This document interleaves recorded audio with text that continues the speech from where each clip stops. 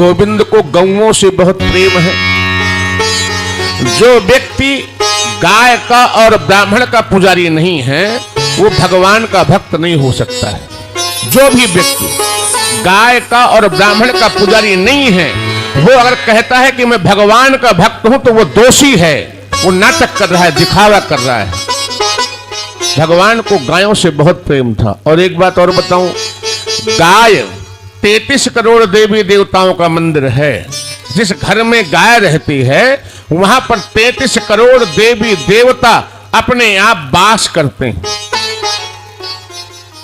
लेकिन अब तो आपको पता है गायें कहां रहती हैं। अब गायें तो रहती नहीं है, अब दूसरे जीव रहते हैं। भाई एक बार पहले किसी के घर जाया करते थे, जब हम पहले किसी के घर जाया करते थे तो वहां लिखा होता था शुभ और लाभ। जब भी किसी के घर जाते, गणेश लक्ष्मी शुभ लाभ हो, और फिर ऊपर लिखा होता था स्वागतम, ऊपर लिखा होता था स्वागतम। अब किसी के घर जाओ तो लिखा होता है कुत्ते से सावधान।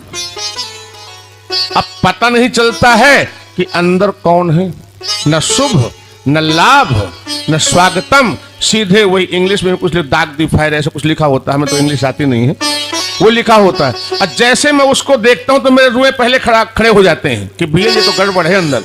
एक बार एक माई सूर्य बिहार रहती है, अब मैं बहुत सालों से उनके यहाँ गया नहीं हूँ, सत्य घटना है मेरे जीवन की, सत्य घटना है। अब उनके यहाँ गया नहीं हूँ, बहुत दिन हो गए, कई साल हो गए नहीं गए। तो वो मिल गई रास्ते में, महाराज आप आए नहीं बहुत दिनों से। मैं कहा माई मैं गया था, मैं आपके घर पर गया था, तो महाराज फिर आए क्यों नहीं, अंदर क्यों नहीं आए, घंटी क्यों नहीं बजाई आपने। माँ मैंने गेट में पढ़ा कुत्ते से सावधान नहीं लिखा हुआ था, कुत्तों से सावधान। मैं पढ़ करके लौट आया माँ।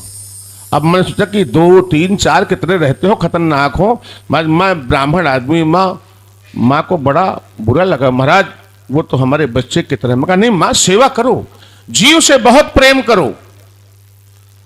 चींटी को चीनी डालना बहुत अच्छी बात है, चींटी को चीनी डालो, पर कोई कहे कि अपने घर के अंदर डालो तो डालोगे आप लोग। आप कबूतर को दाना डालो लेकिन घर के अंदर डालो।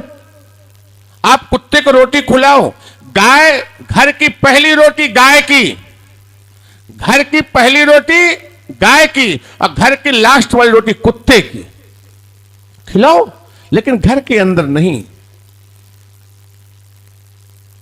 गाय रोड पे घूम रही है और कुत्ते एसी में। सीताराम, संस्कार हमारे नहीं है।